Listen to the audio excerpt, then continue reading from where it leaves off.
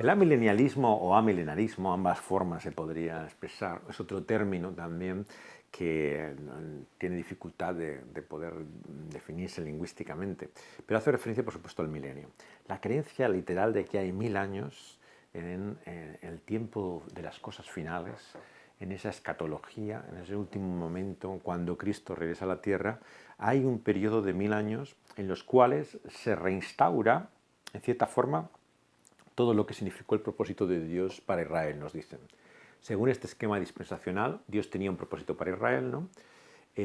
Cuando éste realmente no recibe y no acepta el propósito de Dios, ¿no? Entonces Dios abre ese propósito a los gentiles, ¿no? Esa visión lo que hace es que crea realmente de la Iglesia y del Evangelio para judíos y gentiles un paréntesis. Porque claro, finalmente lo que era para los judíos al principio vuelve a ser para los judíos en el milenio. Hasta el punto de que muchos autores de esta escuela profética escatológica te dicen que se restaurará el templo con todos sus sacrificios, ¿no? Claro, esto es tremendo de pensar. O sea, es exactamente lo contrario a que Hebreos enseña. Hebreos enseña que Cristo es el final de la ley, ¿no? La ley como ceremonial, como todo ese tipo de sacrificios y todo lo que era el culto del templo.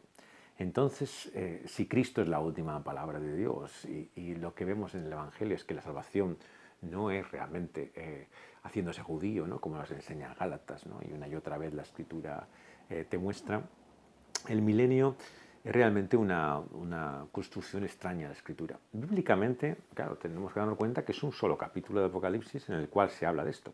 Porque cuando en las Biblias anotadas, como la de Scofield, se intenta ver ese milenio reflejado en el Antiguo Testamento, lo que hacen es añadir el término milenio. Claro, no aparecen esas palabras. Lo que pasa es que para ellos reino es igual a reino milenial, ¿no?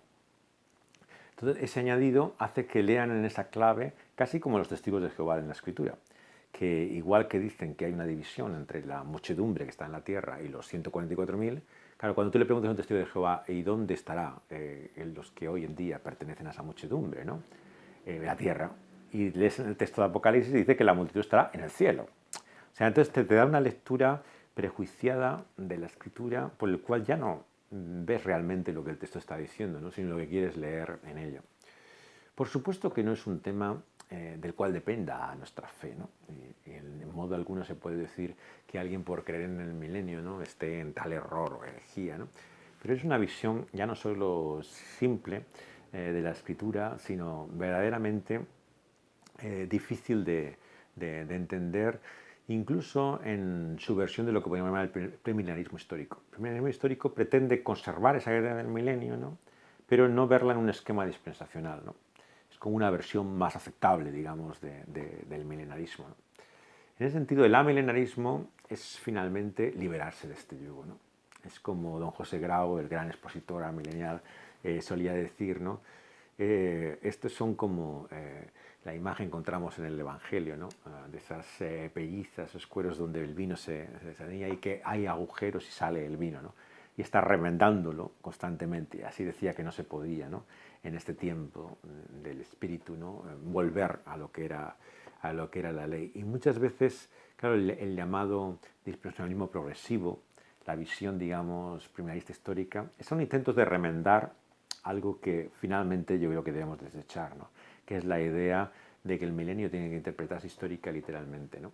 Y eso no significa que no entendamos el sentido literal de la Escritura. Claro, este es el gran error y la falacia, ¿no?, de los que rechazan el amilenarismo. Es decir, que nosotros interpretamos simbólicamente la Biblia.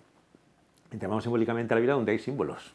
O sea, donde es literalmente, la interpretamos literalmente. Claro, la Biblia tiene diferentes géneros. Entonces no se trata de que, si tomamos literalmente o no el texto, se trata de qué género es. El género del Apocalipsis es un género profético, un género lleno de símbolos, de imágenes, ¿no? Y en ese sentido es que tenemos también que interpretarlo, ¿no? Entonces, en definitiva, es hacer justicia, fielmente leer la Escritura de acuerdo a cada género para comprender cómo finalmente ellas también nos hablan de Cristo Jesús y de su propósito no solo para entonces, ¿no?, sino para hoy. No para un milenio, sino para toda la eternidad.